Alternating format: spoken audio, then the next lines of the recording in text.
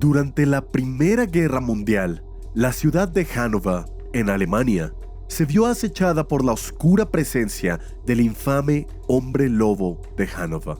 Montones de huesos fueron encontrados a orillas de la ciudad y en los ríos cercanos, todos pertenecientes a jóvenes varones. El principal sospechoso de esta macabra escena era Fritz Hartmann, un comerciante de ropa y carne de segunda mano. Cuando fue arrestado, los investigadores descubrieron que Fritz tenía una clientela fiel, muchos de ellos fascinados por la calidad de la carne que ofrecía. De hecho, no faltaban quienes le preguntaban con frecuencia cómo lograba conseguir cortes tan buenos en tiempos tan difíciles. Pero nadie podría haber imaginado jamás que aquella carne era, en realidad, de jóvenes asesinados, violentos y brutalmente desmembrados por Fritz. Su historia llegó a su fin cuando fue condenado y decapitado. Aunque la versión oficial siempre negó que la carne que provenía de sus víctimas, hay quienes prefieren no descartar la posibilidad. Considerando su naturaleza, argumentan que Fritz tenía todas las razones para sacar provecho de los cuerpos de aquellos a quienes mató. Años más tarde, ya en los alrededores de Nueva York, un humilde pintor de casas llamado Albert Fish, un hombre de más de 60 años, se convertiría en uno de los caníbales más infames de la historia. Lo que hacía aún más aterradores sus crímenes era el hecho de que también era un escritor prolífico. Entre sus escritos se halló una carta dirigida a los padres de una niña desaparecida, donde describía con detalles espeluznantes cómo la había asesinado, descuartizado, cocinado y devorado.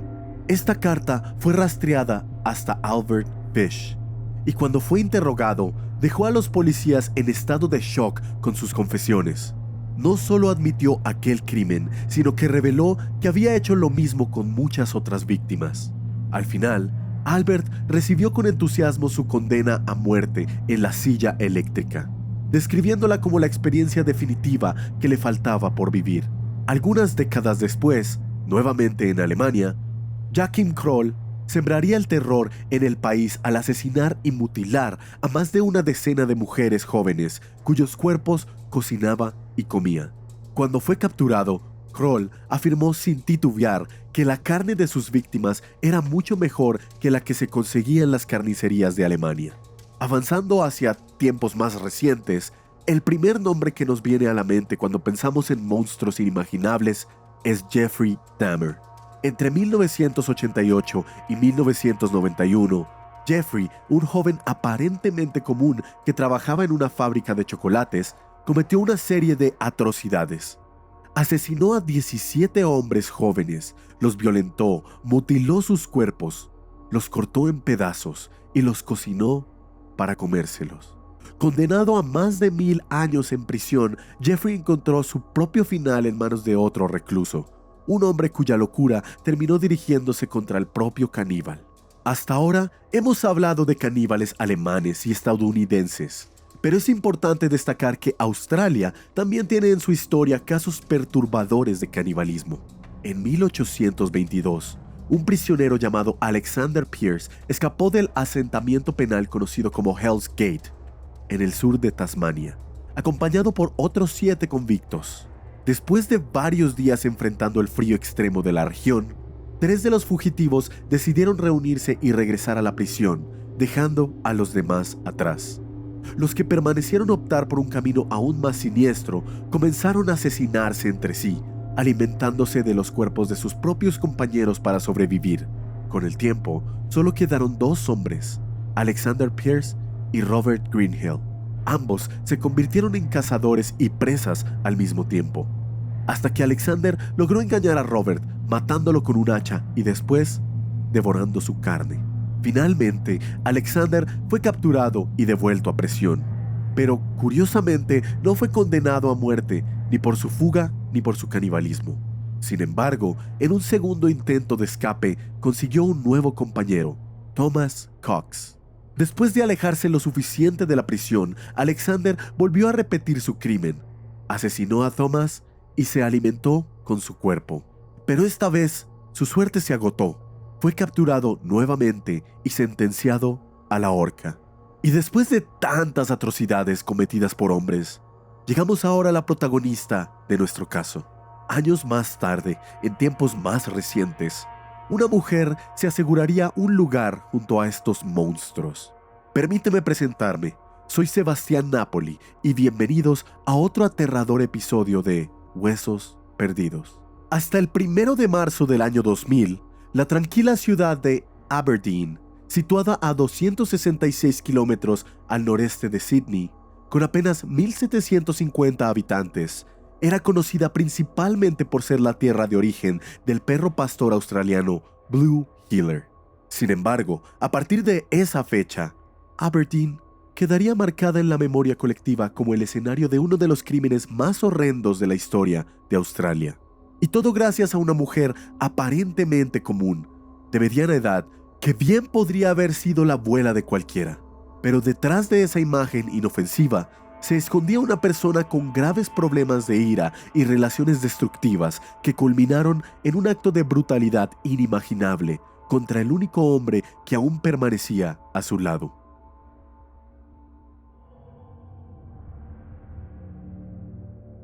El 1 de marzo del año 2000, el investigador Peter Anthony Muisco, de la policía de Aberdeen, en Nueva Gales del Sur, Australia, fue asignado para encargarse de un caso de homicidio. Al principio, Peter pensó que se trataba de una investigación rutinaria, pero por más perturbadora que pudiera ser la escena de un asesinato, jamás habría imaginado que este caso tendría una naturaleza tan grotesca y aterradora. Al llegar a la calle St. Andrews, en un vecindario aparentemente tranquilo en Aberdeen, Peter vio a un grupo de policías reunidos frente a la casa número 84. En el lugar, fue recibido por el sargento Niall Raymond, quien ya había ingresado a la escena del crimen y le advirtió de inmediato que el caso era especialmente macabro. Basándose en la evidencia inicial, Neil informó que Catherine Knight, una mujer de aproximadamente 40 años, parecía haber asesinado de manera brutal y despiadada a su pareja, John Price. Peter también conversó con otros oficiales presentes, entre ellos el agente de turno Graham Furlonger, el sargento Bob Wells y el oficial principal Michael Prentice. Todos coincidieron en que el crimen involucraba mutilación, desollamiento, decapitación y posiblemente canibalismo. Dado a que la investigación estaba ahora bajo su cargo, Peter tenía la responsabilidad de recolectar la información inicial para el informe oficial del caso. Durante su inspección, su atención fue inmediatamente capturada por un objeto peculiar en el césped del patio trasero, cerca del garaje, donde un sedán Ford blanco estaba estacionado. Al acercarse, Peter se dio cuenta de que el objeto no era otra cosa que un pedazo de carne cocinada. Sin dudarlo, recogió la pieza como evidencia y ordenó un análisis forense detallado. A continuación, Peter y el sargento Niall Raymond ingresaron a la casa por la puerta trasera. Al pasar por la cocina, Peter vio algo que jamás podría olvidar: un trozo de piel humana colgando del marco superior de la puerta que conducía a la sala de estar. La piel era extensa y descendía desde la parte superior de la puerta hasta el suelo, componiendo una imagen sacada de una auténtica pesadilla. Al entrar en la sala de estar, Peter se encontró con una escena aún más horrenda: el cuerpo de un hombre desollado y decapitado, colocado allí intencionalmente. Después de analizar la escena, Peter y Niall coincidieron en que el cadáver probablemente pertenecía al dueño de la piel colgada en la puerta de la cocina. El cuerpo estaba cubierto de heridas, pero lo más notable era una puñalada en el lado izquierdo del pecho. Además, varios músculos y órganos internos estaban expuestos, intensificando aún más el horror de la escena. Peter, al observar el cadáver por primera vez, quedó impactado por el hecho de que la cabeza parecía haber sido cortada de manera sorprendentemente limpia y precisa, casi con una técnica profesional. Junto al cuerpo, sobre un sillón, encontró una piedra de afilar con un mango negro y un paquete abierto de cigarrillos Winefield Blue. Avanzando hacia el lado este del pasillo de la sala de estar, en dirección al vestíbulo de entrada, Peter notó una gran cantidad de sangre esparcida por las paredes y el suelo. En realidad, las manchas de sangre estaban presentes en toda la casa, pero el rastro parecía comenzar en el dormitorio principal. Sin embargo, la cantidad de sangre en la habitación no era tan abundante como la que se veía en la sala de estar, lo que indicaba que la víctima probablemente había sido atacada con el primer cuchillazo en el dormitorio, pero terminó muriendo cerca de la puerta principal. Esta teoría se veía reforzada por un rastro de sangre de aproximadamente 1,5 metros de extensión que iba desde el vestíbulo hasta la alfombra de la sala. Al entrar en el comedor, Peter encontró una gran mesa con 3 sillas alrededor, cada una con prendas ensangrentadas colgadas sobre el respaldo. Sobre la mesa había una variedad de objetos: una bolsa de herramientas, más ropa, una pequeña carpeta azul, un juguete electrónico con forma de gorila y algunas cajas de medicamentos recetados. La escasa cantidad de píldoras en los frascos sugería que habían sido consumidas recientemente. Peter volvió entonces a la cocina para examinar más detenidamente la piel humana en la puerta. Pudo identificar algunas características de la víctima. En la parte superior aún quedaban rastros de cabello negro y rizado, así como parte de la nariz, la boca y la oreja que permanecían intactas. Al observar con más detalle, Peter notó varias marcas de puñaladas en la piel, la cual estaba fijada a un gancho de acero utilizado para colgar carne. Esta imagen lo llevó a la conclusión de que quien había realizado aquel acto tenía una gran destreza con cuchillos. Todavía en la cocina, Peter se dirigió hacia la estufa y notó una gran olla de aluminio. Al levantar la tapa, se encontró con una escena inimaginable. Dentro de la olla había un líquido espeso, vegetales y una cabeza humana completamente desollada. Justo al lado de la estufa, el investigador encontró 2 platos ya servidos. Cada uno contenía un trozo de carne cocida, papa asada, calabaza horneada, calabacín, repollo, zapallo amarillo y salsa. Bajo cada plato había un pedazo de papel rasgado con un nombre escrito. En uno de ellos, la palabra Vicky estaba escrita con tinta azul, mientras que en el otro estaba el nombre Jonathan. Peter sospechaba que los platos estaban destinados a esas personas. Además, notó que los trozos de carne en los platos eran similares a los que había encontrado y recolectado en el jardín trasero de la casa. Justo frente a los platos, descubrió al menos 2 cuchillos ensangrentados, junto con varias cajas de medicamentos esparcidas sobre la superficie. En la encimera de la cocina, dentro de una taza de café, encontró manchas de sangre y una sustancia blanca y grasosa. En el suelo de la cocina también notó la marca de una pisada descalza impregnada de sangre. Estas huellas estaban cerca del refrigerador, cuya manija y el interior también estaban cubiertos de sangre. En el lado oeste de la cocina, Peter divisó un pequeño armario. Dentro encontró una fotografía de un hombre, a quien ya identificaba como la víctima. Cerca de la imagen había un reloj manchado de sangre. Junto a la foto, también halló una nota escrita a mano, igualmente manchada de sangre, acompañada de otra fotografía y algunos pequeños trozos de carne. La nota, llena de errores ortográficos, decía: «El tiempo te trajo de vuelta, Jonathan, por haber violado a mi hija. Tú, por Beg, por Ross, por el pequeño John. Ahora juega con el pene del pequeño John, John Price». Después de leer el contenido del mensaje, Peter llegó a la conclusión de que, sin lugar a dudas, la principal sospechosa, Catherine Knight, había asesinado a su pareja, John Price. La había desollado, decapitado, cocinado su cabeza y servido trozos de su carne en platos que, aparentemente, estaban destinados a los propios hijos de la víctima. En un principio, el crimen parecía estar motivado por venganza, posiblemente relacionada con algo que John Price supuestamente había hecho. Sin embargo, para entender completamente la verdad detrás de un acto tan brutal, sería necesario interrogar directamente a la autora de aquella escena de horror.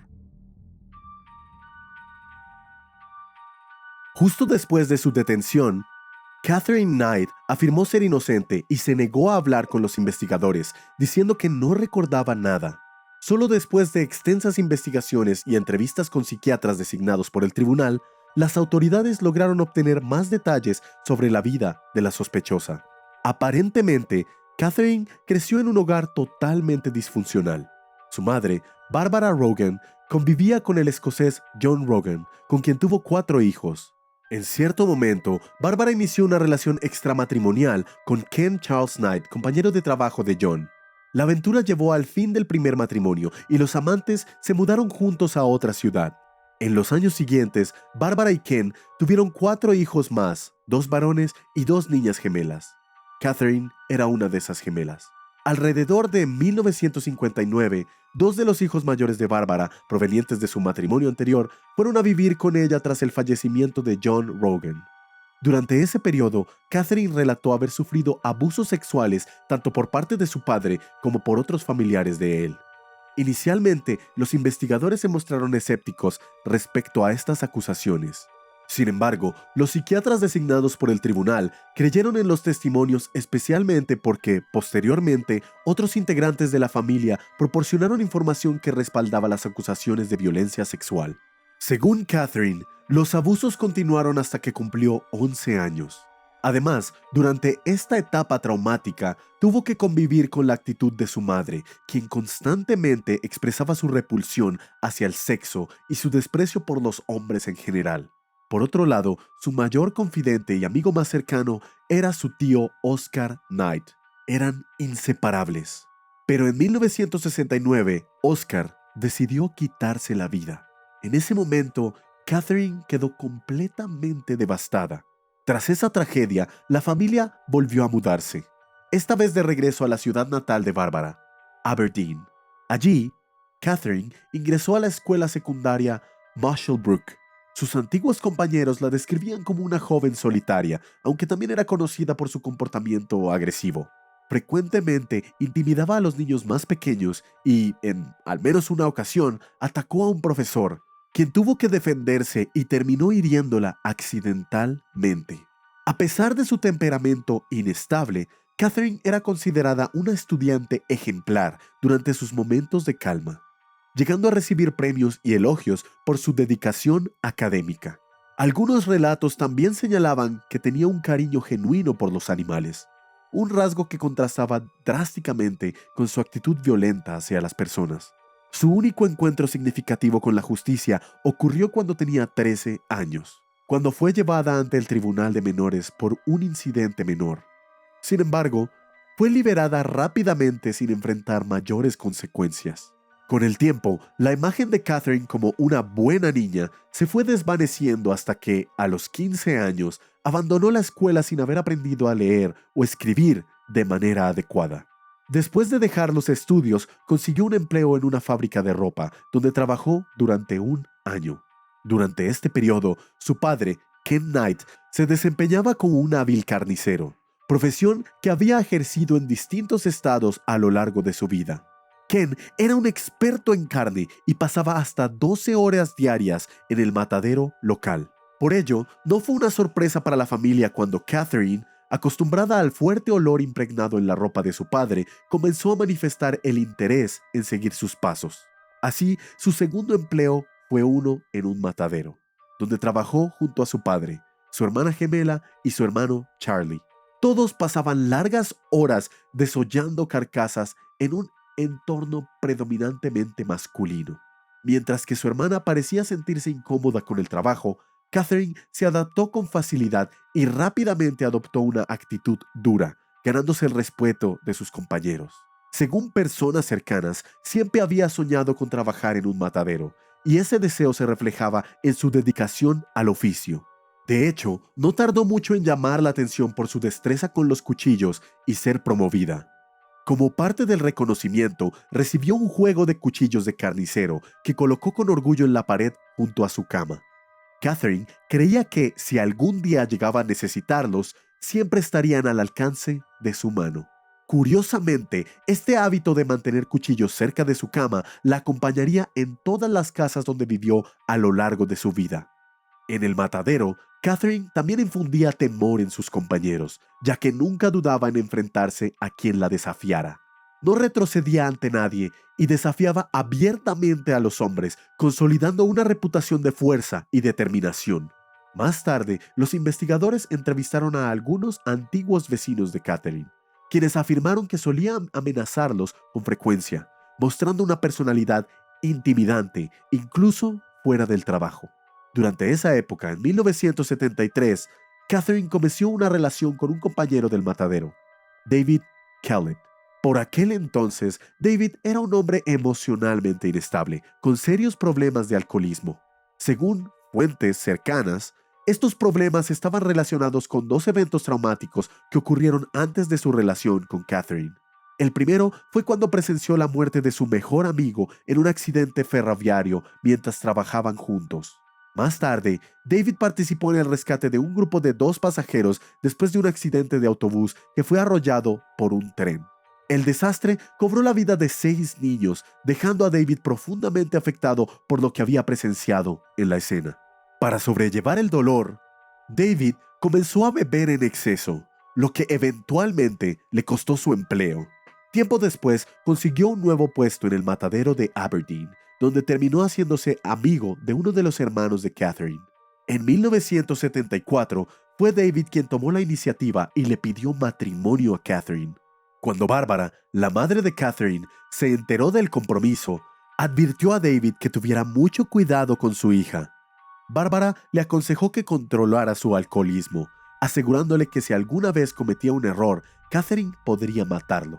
Además, dejó claro que creía que su hija tenía algunos tornillos sueltos.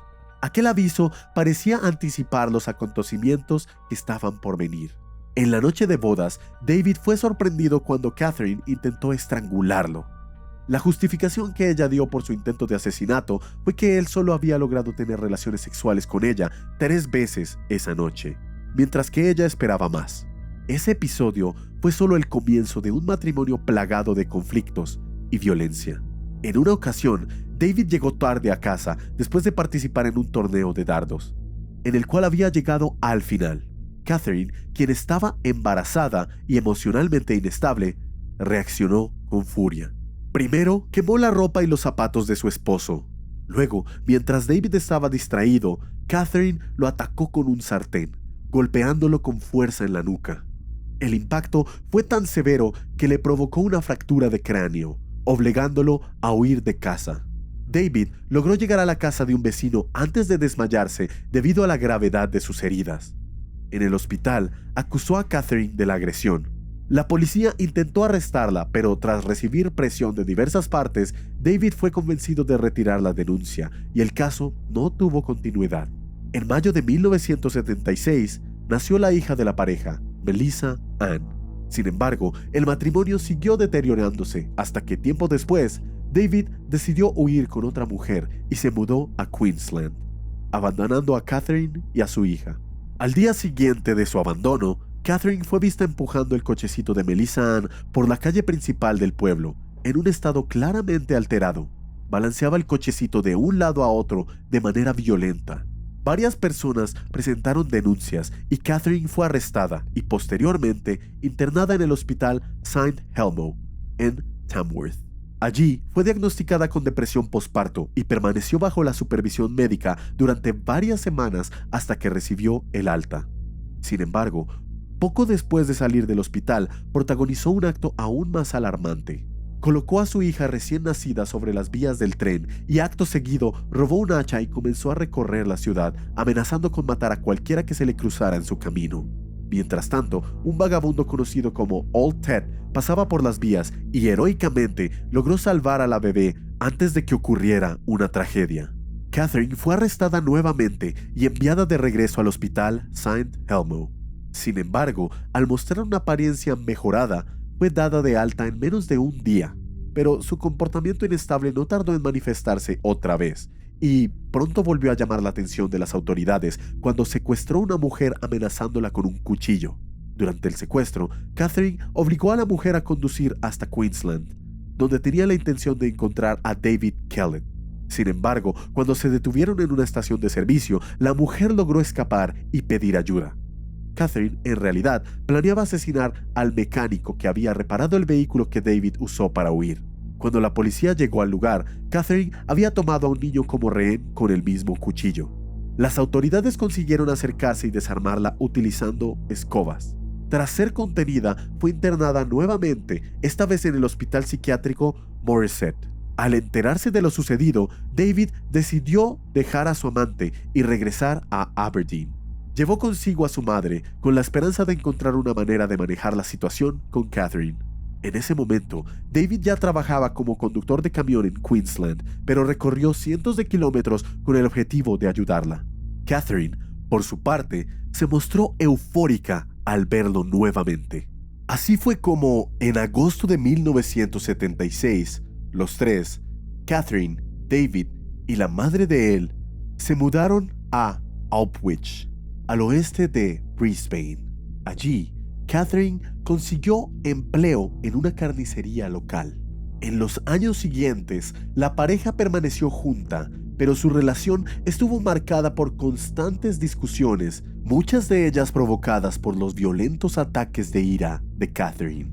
Durante esos episodios, ella atacaba a David con los puños, con utensilios de cocina o con cualquier objeto que tuviera al alcance. A pesar de los conflictos, la pareja tuvo una segunda hija, Natasha Marie. Pero en algún momento de 1984, David regresó del trabajo y encontró la casa completamente vacía. Catherine había empacado todas sus pertenencias y se había marchado con sus dos hijas a la granja de sus padres, en las afueras de Aberdeen, dejando a David Kellett atrás. Tiempo después, Catherine se mudó al centro de Aberdeen y consiguió empleo en el matadero local. Sin embargo, sufrió un accidente laboral que la obligó a jubilarse con una pensión por invalidez. Además, el gobierno le otorgó una vivienda a través del programa de la Comisión de Vivienda en Aberdeen. En 1986, Catherine inició una relación con David Saunders, un minero de 38 años, quien pronto se convertiría en otra víctima de su comportamiento abusivo. Según relatos, Catherine solía expulsar a David de la casa durante su crisis de celos, acusándolo de serle infiel. La relación alcanzó un punto crítico en mayo de 1987, cuando Catherine degolló al cachorro de dingo que David tenía como mascota. Le advirtió que él correría el mismo destino si alguna vez la engañaba con otra mujer. Además, lo atacó con un sartén, dejándolo inconsciente. A pesar del comportamiento cada vez más perturbador de Catherine, David permaneció en la relación y tiempo después la pareja tuvo una hija, Sarah, la tercera niña que quedaba bajo el cuidado de Catherine. Al año siguiente, Catherine y David compraron una casa juntos. Sin embargo, el comportamiento de Catherine seguía alarmando a la familia de David. En un punto, comenzó a decorar la casa de una manera siniestra, utilizando pieles de animales, cráneos, cuernos, trampas oxidadas, chaquetas de cuero, botas viejas y cuchillos de carnicero. En la nueva casa, las discusiones continuaron. En un episodio particularmente violento, Catherine golpeó a David con una barra de hierro y luego le clavó unas tijeras en el abdomen. Aterrorizado y temiendo por su vida, David decidió huir. Cuando regresó a la casa para recoger algunas de sus pertenencias, encontró toda su ropa cortada en pedazos. David decidió tomarse una licencia en el trabajo y se escondió para evitar cualquier contacto con Catherine, quien lo buscó incansablemente.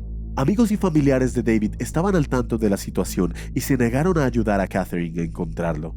Meses después, cuando David intentó visitar a su hija, descubrió que Catherine había ido a la policía y presentado una denuncia falsa, acusándolo de agresión y asegurando que su familia le tenía miedo. Como resultado, se emitió una orden de violencia aprehendida en su contra.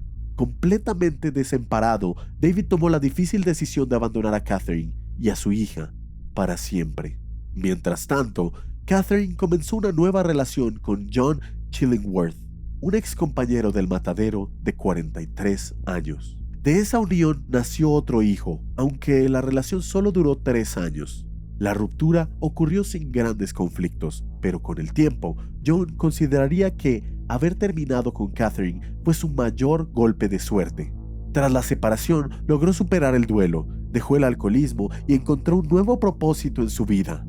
Catherine, en cambio, no tardó en comenzar un nuevo romance con John Charles Thomas Price, un hombre de poco más de 40 años y con quien, eventualmente, se convertiría su víctima fatal. En aquel entonces, John era padre de 3 hijos y conocido como un hombre amable y querido por todos los que lo rodeaban. Según relatos de familiares, él estaba al tanto de la historia de Catherine y de su comportamiento violento. Sin embargo, a pesar de conocer su pasado, le tenía cariño y sus hijos también mostraban simpatía por ella. Al principio, la relación parecía perfecta. Como en sus relaciones anteriores, Catherine se mostraba como una pareja atenta y cariñosa, dedicándose a cocinar, coser y cuidar de John. Pero todo comenzó a desmoronarse cuando él se negó a aceptar su propuesta de matrimonio. En respuesta a la negativa, Catherine envió una cinta de video al jefe de John, en la que mostraba varios objetos que, según ella, habían sido robados de la empresa donde él trabajaba.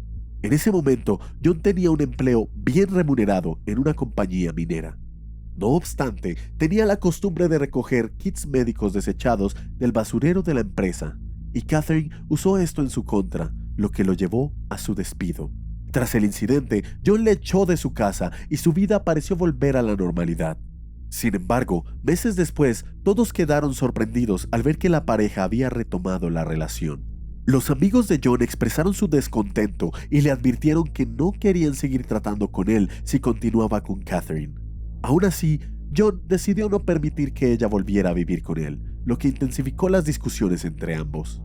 Las peleas se hicieron cada vez más frecuentes y alcanzaron su punto crítico en febrero del año 2000, cuando, después de un enfrentamiento, Catherine apuñaló a John en el pecho.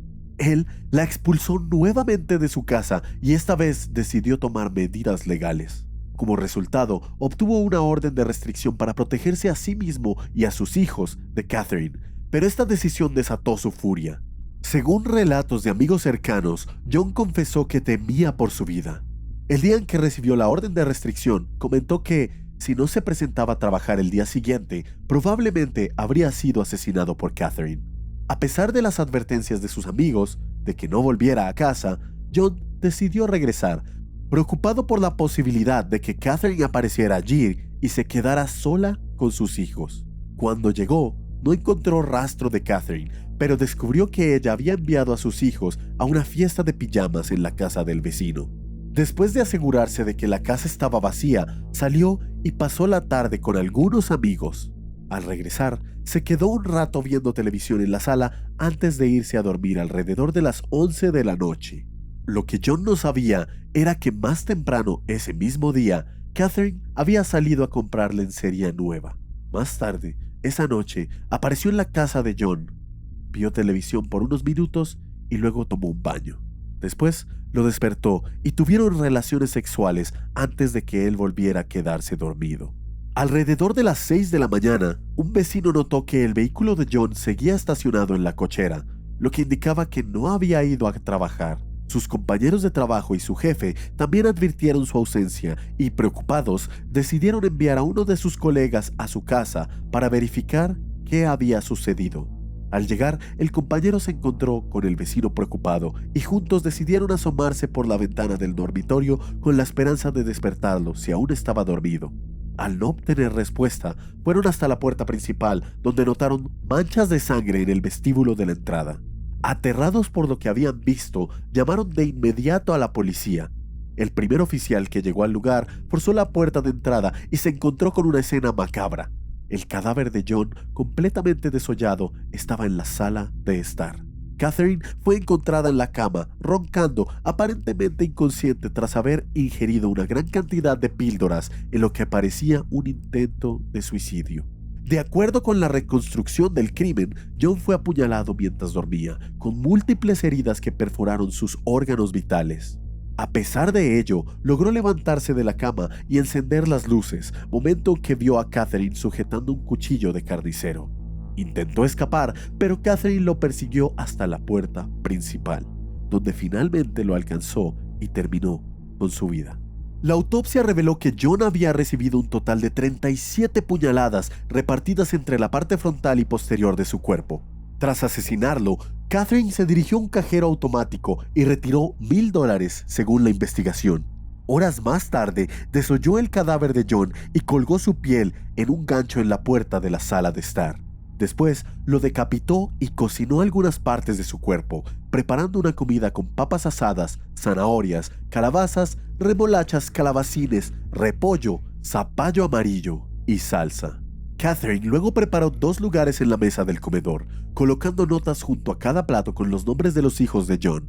Sin embargo, los investigadores no lograron explicar la presencia de una tercera ración de comida que fue encontrada tirada en el patio trasero. La teoría más aceptada sugiere que Catherine intentó comerla, pero no pudo y la desechó con repulsión. En un último acto macabro, colocó el cadáver de John en una posición peculiar, con una botella vacía de refresco en la mano izquierda y las piernas cruzadas. Además, escribió una nota que más tarde fue encontrada por el investigador Peter Anthony Muscio. Tras cometer el crimen, Catherine ingirió una gran cantidad de píldoras, cayó en un profundo sueño y solo despertó en el hospital, donde le informaron que su casa estaba rodeada por patrullas y que era la principal sospechosa del asesinato de John Price. Inmediatamente fue llevada a un intenso interrogatorio, pero afirmó no recordar nada de lo sucedido esa noche. Según su versión, solo recordaba haber tenido relaciones sexuales con John antes de dormir.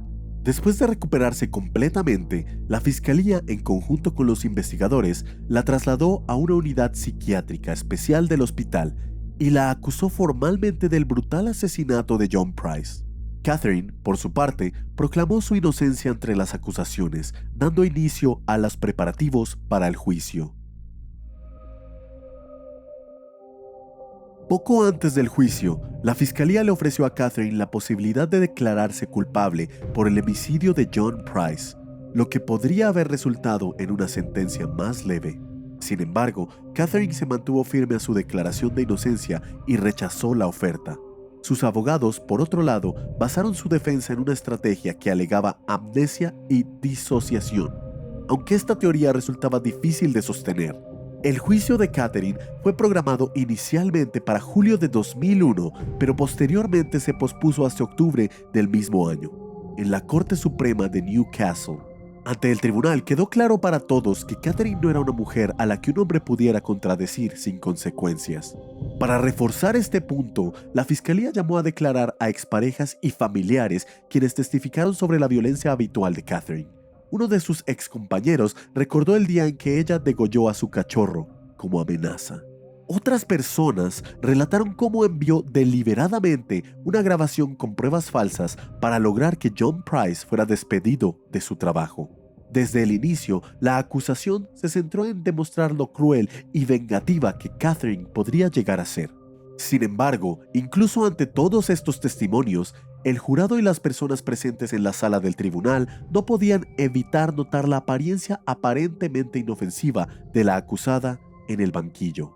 Para muchos, Catherine parecía una figura materna común, incapaz de cometer semejante brutalidad.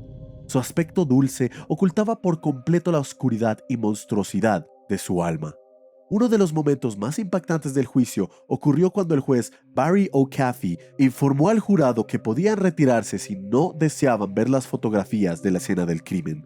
Algunos aceptaron la oferta, incapaces de enfrentarse a las imágenes gráficas que serían presentadas. Junto con las fotos, la fiscalía detalló meticulosamente el plan de Catherine para asesinar a John Price. Las pruebas indicaban que, la noche del crimen, Catherine había salido a comprar un camisón sensual, el cual usó durante el último acto sexual entre los dos. También había escondido un cuchillo de carnicero cerca de la cama, para poder tomarlo durante la madrugada. Además, la acusación destacó que Catherine había elegido con anticipación las ollas que usaría para cocinar partes del cuerpo de John. Las cuchillas utilizadas para desollarlo parecían haber sido afiladas recientemente, lo que sugería que todo había sido premeditado con sumo cuidado. Con todo planeado, Catherine esperó a que John Price, de 44 años, regresara a casa y se fuera al dormitorio. Allí tuvieron relaciones sexuales y después del acto, Catherine le infligió la primera de las 37 puñaladas. Según el juez, en los últimos momentos de su vida, John debió haber experimentado un terror indescriptible, mientras que para Catherine, aquel parecía haber sido un momento de puro placer. El juez también señaló que, hasta ese punto, la acusada no había mostrado ningún signo de remordimiento. Tras la muerte de John, Catherine comenzó a desollar su cadáver. En la autopsia, los especialistas encontraron solo un pequeño fragmento de piel que no había sido removido, el cual tenía en el centro de la marca de una puñalada. Luego, Catherine decapitó a John y cocinó su cabeza en una gran olla. Mientras lo hacía, peló vegetales y los cocinó junto con la cabeza. Además, cortó carne con los glúteos de John y la preparó en formas de filetes, con la intención de servirlos a los hijos del hombre. Estos actos macabros y deshumanizantes hicieron que Catherine fuera considerada una de las asesinas más infames de la historia criminal de Australia. En el tribunal, la fiscalía también enfatizó el desprecio que Catherine había demostrado por el cadáver al posicionarlo de manera grotesca y burlona. Catherine colocó una botella vacía de refresco bajo el brazo izquierdo del cadáver y cruzó sus piernas, dándole una apariencia grotesca como si estuviera relajado en el sofá. La nota que Catherine dejó en la escena del crimen, mencionada al inicio de este episodio, fue escrita por ella misma. En ella, acusaba a John de haber abusado sexualmente de su hija. Sin embargo, los investigadores no encontraron ninguna prueba que respaldara esa afirmación, por lo que fue catalogada como una acusación infundada. Basándose en los eventos de aquella noche, la fiscalía describió las acciones de Catherine como un acto de placer sádico, destacando su compulsión por cortar, mutilar y desollar. Al día siguiente del inicio del juicio, Catherine cambió su declaración y decidió declararse culpable. No obstante, se negó a aceptar plena responsabilidad por sus actos. Al ser informado sobre este cambio, el juez ordenó una evaluación psiquiátrica inmediata para determinar si Catherine comprendía las consecuencias de su declaración y si estaba en condiciones de asumir su culpabilidad. Uno de los psicólogos criminales más reconocidos de Australia, el Dr. Milton, fue designado para entrevistar a Catherine Knight. Tras la evaluación, concluyó que Catherine presentaba trastorno límite de personalidad, borderline, un padecimiento característico por cambios drásticos de humor, ira intensa, episodios paranoicos temporales, impulsividad, relaciones inestables y un miedo extremo al abandono, entre otros síntomas. Sin embargo, el Dr. Milton afirmó que a pesar del trastorno, Catherine probablemente sabía exactamente lo que estaba haciendo la noche en que asesinó a John Price. Así, el 9 de noviembre de 2001, Catherine Mary Knight fue sentenciada a cadena perpetua. En ese momento, era la pena más severa contemplada por la legislación australiana y Catherine se convirtió en la primera mujer en la historia del país en recibir dicha condena. El expediente judicial incluyó una anotación explícita indicando que Catherine nunca sería puesta en libertad. Uno de los aspectos más debatidos en el caso de Catherine fue si realmente llegó a consumir partes del cuerpo de John Price tras cocinar su cabeza y la carne de sus glúteos. Hasta el día de hoy, Catherine insiste que su único recuerdo de aquella noche es haber tenido relaciones sexuales con John, que ambos alcanzaron el clímax y que, después, él se levantó de la cama para ir al baño. Catherine afirmó que recuerda haberlo visto regresar al dormitorio y que, después de eso, cree que se quedó dormida, despertando solo en el hospital. A pesar de sus declaraciones, el consenso general entre quienes han analizado el caso es que Catherine realmente consumió parte de la carne encontrada en el jardín. Se cree que el acto le resultó tan repulsivo que decidió desechar el trozo y posiblemente bloqueó el recuerdo de lo sucedido. Sin embargo, incluso si lo recordara, lo más probable es que lo negara, dado su naturaleza. Actualmente, Catherine cumple su condena trabajando como conserje en prisión. Aunque sus habilidades en la cocina son ampliamente superiores a las de limpieza, es poco probable que alguna vez vuelva a tener acceso a un cuchillo. Hoy en día, Catherine está cerca de cumplir 70 años y sigue tras las rejas, pagando por sus crímenes. Al analizar la trayectoria de Catherine, es evidente que había señales de que podía convertirse en una asesina. Sin embargo, los testimonios de familiares y amigos indican que quienes la rodeaban solían atribuir su comportamiento errático a su personalidad, sin considerar que pudiera llegar a quitarle la vida a alguien. Excepto su madre, nadie imaginaba que Catherine fuera capaz de cometer un asesinato. Finalmente, aunque Catherine Knight ganó notoriedad por sus actos, no fue la primera persona en el mundo criminal en desollar y consumir partes del cuerpo de otra persona. A mediados de 1957, en Wisconsin, las autoridades encontraron a una granja a un campesino junto al cadáver decapitado de una mujer. Había sido decapitada y colgada de las vigas de la misma manera en que se cuelga a un ciervo. En un sartén, la policía halló un corazón humano listo para ser cocinado y en el refrigerador varias partes del cuerpo envueltas en papel. Sin embargo, el responsable de aquella escena macabra solía hacer cosas aún peores. Los investigadores descubrieron que las lámparas de su casa estaban hechas con piel humana. También encontraron un cuenco para sopa elaborado a partir de un cráneo humano, hueco y un cinturón confeccionado con pezones, junto con sandalias hechas de piel. El campesino fue identificado como Ed Gein. En una de sus declaraciones, confesó que disfrutaba bailar bajo la luz de la luna en el jardín de su granja, sosteniendo su torso de mujer mutilado. Fue internado en una unidad psiquiátrica estatal, donde permaneció hasta el día de su muerte. Algunos años más tarde, las autoridades de Filadelfia se enfrentarían a otro caso estremecedor, el de Gary Heidnik. Este hombre secuestró a varias mujeres afroamericanas y las mantuvo encadenadas en su sótano, obligándolas a ser sus esclavas sexuales. Una de ellas murió, fue descuartizada y partes de su cuerpo fueron hallados en una olla en la cocina.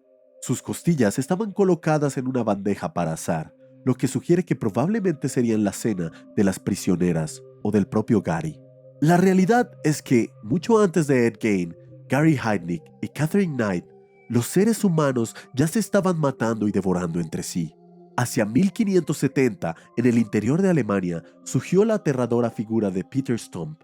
Cazaba a personas vulnerables, las asesinaba y, según cuenta la historia, se las comía. En total se le atribuyeron 15 víctimas, incluyendo mujeres y niños. Cuando fue capturado, Peter fue atacado a una rueda de carretera y ejecutado de manera brutal. Aún con vida, sus brazos y piernas fueron quebrados antes de ser decapitado. Su cadáver fue incinerado y así desapareció de este mundo para siempre en forma de cenizas. En nuestra sociedad, el ser humano es el único animal capaz de ejercer violencia y brutalidad de manera completamente voluntaria. No hay instinto ni necesidad. Algunos simplemente eligen matar, profanar, decapitar y devorar a otros. A mediados de los años 70, Theodore Bundy secuestró a decenas de jóvenes universitarias en distintos estados de los Estados Unidos. Algunas de ellas jamás fueron encontradas y al menos 12 fueron decapitadas. Al final, para estos individuos, las personas no eran más que objetos, presas que a algún momento se convertirían en el blanco de sus frustraciones, impulsos y carnicería. Catherine Knight asesinó al hombre más íntimo en su vida y, sin demostrar el menor remordimiento, cocinó partes de su cuerpo con la intención de servirlas a sus propios hijos. Con ello, mostró el peor lado de la naturaleza humana, una naturaleza que ni siquiera tuvo el valor de reconocer en su propio interior.